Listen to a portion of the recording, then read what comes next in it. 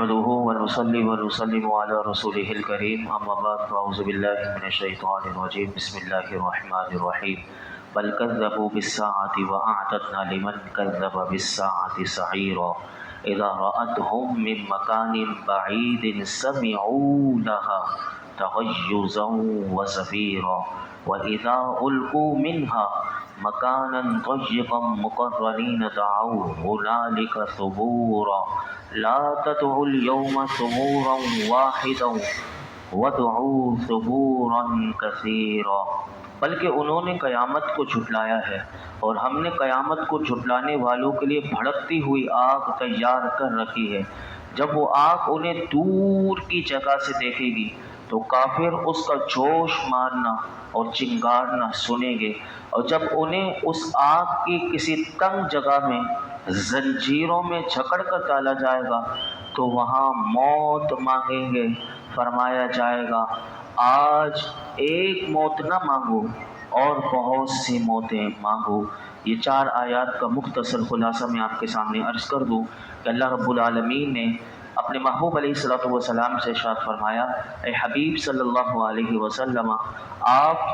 ان کافروں نے آپ کی شان میں جو گستاخیاں کی ہیں، فرمایا یہ گستاخیاں ہی نہیں بلکہ انہوں نے قیامت کو بھی جھٹلایا ہے، اور ہم نے قیامت کو جھٹلانے والوں کے لیے بھڑکتی ہوئی آگ تیار کر رکھی ہے۔ فرمایا کہ جب وہ بھڑکتی ہوئی آگ انہیں دور سے دیکھے گی تو اس قدر جوش مارے گی کہ کافر اس کا جوش مارنا اور چنگارنا سنیں گے۔ دور کی جگہ سے 1 برس کی راہ بھی مفسرین نے لکھا، اور بعض مفسرین نے 100 برس کی راہ مراد ہے۔ آگ کا دیکھنا کچھ بعید نہیں، یعنی آگ کو اللہ تعالی حیات عقل دیکھنے کی صلاحیت عطا کر دے گا۔ آگ میں کون جائے گا، آگ اس شخص کو پہچان لے گی اور دور سے وہ چنگارے گی۔ تو فرمایا کافر اس کا چنگارنا، اس کا جوش مارنا سنیں گے، اور بعض مفسرین نے فرمایا کہ جہنم میں جو معمور فرشتے ہیں وہ ان کافروں کو دیکھتے ہی وہ دیکھ لیں گے، اور وہ آگ اس وقت وہ آگ کو حکم ہوگا تو آگ وہ اس وقت چنگار رہی ہوگی اور جوش مار رہی ہوگی۔ الامان والحفیظ، یہ اندازہ تو لگائیے کہ کیا آگ ہوگی کہ جس کو صلاحیت اور حیات اور عقل دے دی جائے گی کہ جو کافروں کو پہچان لے گی۔ وہ کون سے کیمرے ہوں گے، وہ کون سی آنکھ ہوگی، سوچئے تو صحیح کہ آگ کو بھی اللہ بتا دے گا کہ کافروں کو کیسے اس نے اپنے اندر لینا ہے۔ فرمایا کہ جب ان کافروں کو اس کسی تنگ جگہ میں، یعنی آگ والی جہنم کی کسی تنگ جگہ میں کہ جب ڈالا جائے گا وہ انتہائی کرب اور بے چینی پیدا کرنے والی ہوگی۔ فرمایا زنجیروں میں جکڑ کر اس طرح ڈالا جائے گا کہ ان کے ہاتھ گردنوں سے ملا کر باندھ دیے گئے ہوں گے، یا اس طرح کہ مفسرین کہتے ہیں کہ ہر کافر اپنے اپنے شیطان کے ساتھ زنجیروں میں جکڑا ہوا ہوگا، تو پھر اس وقت آگ کی تنگ جگہ میں وہ موت مانگے گا۔ تو انہیں جب وہ موت مانگیں گے تو وہ یہ لفظ کہیں گے، قرآن نے کہا واہ صبورا واہ صبورا، کہ ہائے اے موت تو آ جا، کاش کہ ہمیں موت آ جائے۔ وہ جہنم کی بھڑکتی ہوئی آگ میں وہ موت مانگتے ہوئے شور مچائیں گے۔ اس وقت ان کو کہا جائے گا آج ایک موت نہ مانگو بلکہ بہت سی موتیں مانگو، کیونکہ ابھی تو یہ شروعات ہوئی ہے اور تمہیں طرح طرح کے عذابوں میں تم مبتلا کیے جاؤ گے۔ حدیث پاک میں آتا ہے کہ حضرت انس بن مالک رضی اللہ تعالی عنہ اس حدیث پاک کو روایت کرتے ہیں کہ حضور اقدس صلی اللہ تعالی علیہ وسلم نے ارشاد فرمایا کہ سب سے پہلے جس شخص کو آتشی لباس یعنی آگ کا لباس جس کو پہنایا جائے گا، فرمایا وہ ابلیس ہے، اور اس کی ذریت ہوگی جو اس کے پیچھے ہوگی، اور یہ سب موت موت پکارتے ہوں گے۔ ان سب سے کہا جائے گا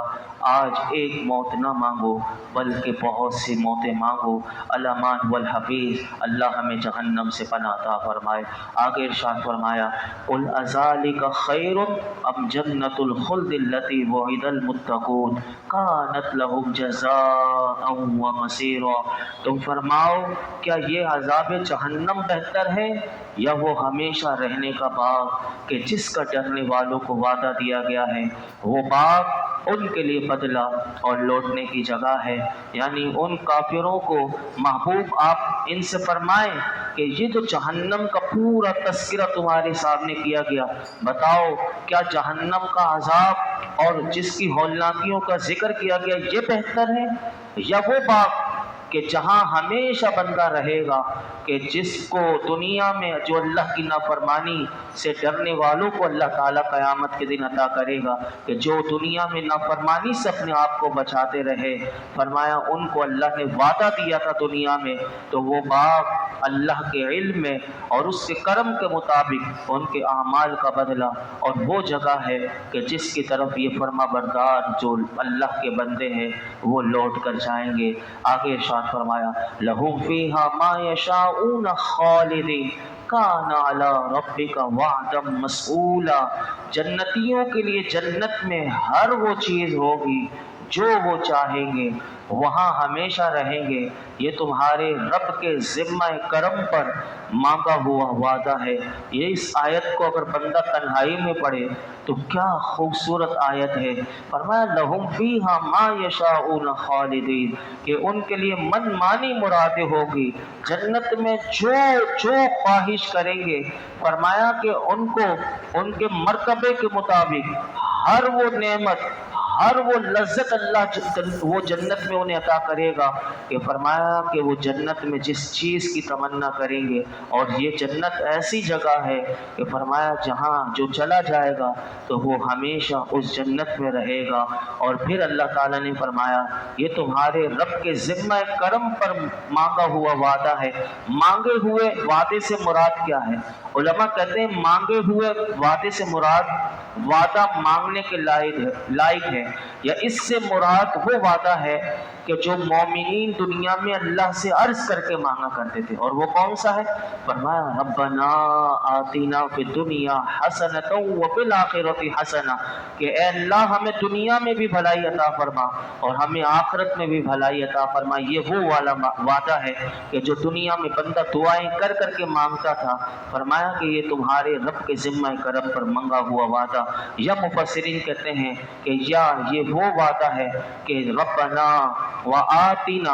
ما وعدتنا علی رسلک، اے ہمارے رب ہمیں وہ سب عطا فرما کہ جس کا تو نے اپنے رسولوں کے ذریعے ہم سے وعدہ فرمایا۔ اور یہ دعا ہمیں سکھائی گئی ہے کہ بندہ یہ دعا مانگے ربنا وآتنا ما وعدتنا علی رسلک، اے اللہ ہمیں وہ سب عطا فرما دے کل قیامت کے دن کہ جس کا تو نے اپنے رسولوں کے ذریعے ہم سے وعدہ فرمایا کہ اگر ہم یہ کام کریں گے تو تو ہمیں وہ جنت عطا فرمائے گا۔ تو یہ وہ اللہ تعالیٰ نے یہاں پر یہی ذکر کی کہ جنتیوں کے لیے جنت میں ہر وہ چیز ہوگی جو وہ چاہیں گے، وہاں ہمیشہ رہیں گے، یہ تمہارے رب کے ذمہ کرم پر مانگا ہوا وعدہ ہے۔ آگے ارشاد فرمایا وَيَوْمَ يَحْشُرُهُمْ وَمَا يَعْبُدُونَ مِن دُونِ اللَّهِ فَيَقُولُ أَأَنْتُمْ أَضْلَلْتُمْ عِبَادِي هَؤُلَاءِ أَمْ هُمْ ضَلُّوا السَّبِيلَ، اور جس دن وہ انہیں اور جن بتوں کی اللہ کے سوا عبادت کرتے ہیں ان کو جمع فرمائے گا تو ان بتوں سے فرمائے گا کیا میرے بندوں کو تم نے گمراہ کیا تھا یا یہ خود ہی راستے سے بھٹکے تھے؟ جس دن اللہ تعالیٰ مشرکین اور ان کے باطل معبودوں کو فرمایا کہ جن کی یہ اللہ کے سوا عبادت کیا کرتے تھے، قیامت کے دن اللہ تعالیٰ سب کو جمع کرے گا، اور وہ بتوں کو جن کو ہاتھ سے بنایا گیا تھا اللہ انہیں زبان دے گا اور ان سے کلام کرے گا کہ ان سے پوچھے گا کہ کیا میرے بندوں کو تم نے گمراہ کیا تھا یا یہ خود ہی راستے سے بھٹک گئے تھے؟ حالانکہ اللہ تعالیٰ حقیقت حال کا سب جاننے والا ہے، اس سے کچھ بھی مخفی نہیں۔ مفسرین کہتے ہیں یہ سوال قیامت کے دن مشرکین کو مزید ذلیل کرنے کے لیے ان کے معبودوں کے سامنے وہ بتایا جائے گا کہ تم جس کو دنیا میں معبود مانگتے تھے اور انہوں نے تو تمہیں جھٹلا دیا، اور تو اس سے جب وہ معبود بھی جھٹلائیں گے تو ان کی حسرت اور ذلت اور زیادہ ہو جائے گی۔ اور باطل معبودوں سے مراد مفسرین فرماتے ہیں عام معبود مراد ہیں، چاہے وہ ذوی العقول ہوں، وہ عقل والے ہوں، یعنی جس کی پوجا انسان، جو عقل والوں انسانوں میں سے بھی کسی کو معبود بنا لیا وہ ہو، یا غیر ذوی العقول ہو کہ جو ہاتھوں سے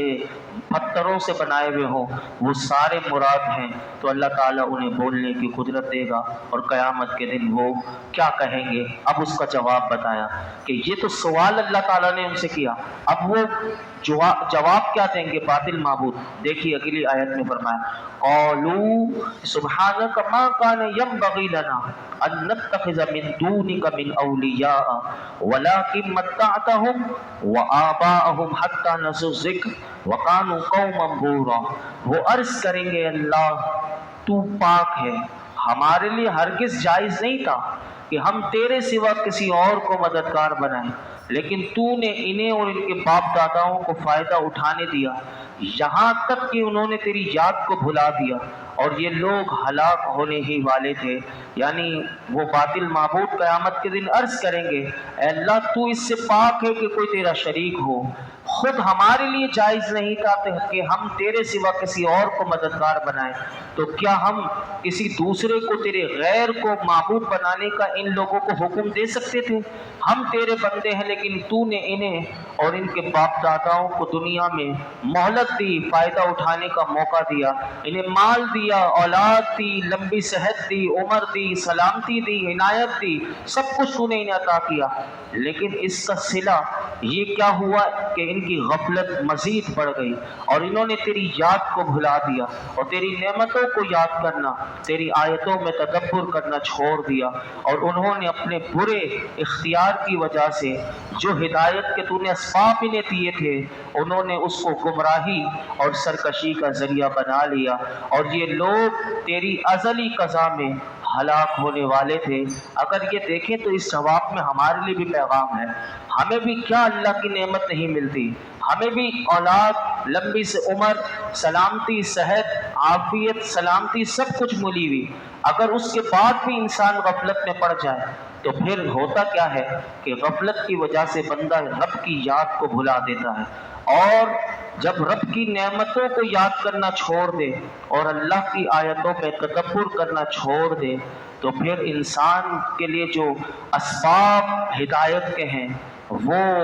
بند ہو جاتے ہیں، اور انہی اسباب کے ذریعے پھر وہ گمراہی اور سرکشی میں مزید بھٹکتا چلا جاتا ہے۔ آج بھی ایسے عقل کے اندھے جو ہیں، یہ جو گمراہ فرقے جو ہوتے ہیں، جو لوگ گمراہ فرقوں میں چلے جاتے ہیں، اس کی وجہ بھی یہی ہوتی ہے کہ وہ غور نہیں کرتے، وہ سمجھنے کے لیے بھی تیار نہیں ہوتے کہ کیا صحیح ہے کیا غلط ہے۔ ہمیں سمجھنے کے لیے آئیے علماء کے پاس جائیے، ان سے پوچھئے کہ ہم نے جو سمجھا، اور کہیں یہ ایسا تو نہیں کہ ہمارے ایمان کے ڈاکو ہوں اور یہ ہمارا ایمان چھین کے لے جائیں اور ہم ان کے پیچھے چل پڑیں اور پھر بس آنکھیں بند کر کے جو وہ کہتے رہیں ہم چلتے رہیں، ایسا نہیں۔ تو یہ تو ان باطل معبودوں کا یہ جواب قرآن نے ذکر کیا، لیکن یہ ہمارے لیے بھی ہے اور ان لوگوں کے لیے بھی ہے کہ جو آنکھیں بند کر کے جو گمراہ فرقے والے لوگ ہیں وہ جو کہتے رہیں ان کے پیچھے چلنا شروع کر دیتے ہیں۔ تو اس سے ہمیں سوچنا چاہیے۔ آخری دو آیات اور 18ویں پارے کا میں اختتام کر دوں کہ انشاءاللہ یا کل انشاءاللہ ایک آیت میں عرض کر دیتا ہوں، اور 18ویں پارے کی آخری آیت کل میں آپ کے سامنے عرض کروں گا اور 19ویں پارے کا آغاز کریں گے۔ ایک آیت سن لیجئے کہ فَقَدْ كَذَّبُوكُمْ بِمَا تَقُولُونَ وَمَا تَسْتَطِيعُونَ صَرْفًا وَلَا نَصْرًا وَمَنْ يَظْلِمْ مِنْكُمْ نُذِقْهُ عَذَابًا كَبِيرًا۔ تو بے شک ان جھوٹے معبودوں نے تیری بات کو جھٹلا دیا، تو اب تم نہ عذاب پھیرنے کی طاقت رکھو گے اور نہ اپنی مدد کر سکو گے، اور تم میں جو ظالم ہیں ہم اسے بڑا عذاب چکھائیں گے۔ کہ جب اللہ تعالیٰ باطل معبودوں سے جواب لے لے گا تو اللہ تعالیٰ دوبارہ مشرکوں کی طرف توجہ کرے گا۔ اور فرمایا گیا ہے مشرکوں کہ تم نے اپنے معبودوں کو خدا کہا، انہوں نے تو تمہیں ہی جھوٹا کر دیا، تو اب یہ بت نہ تمہاری مدد کر سکیں گے اور نہ ہم کریں گے، اور نہ تم ایک دوسرے کی مدد کر سکو گے۔ اور فرمایا تم میں جو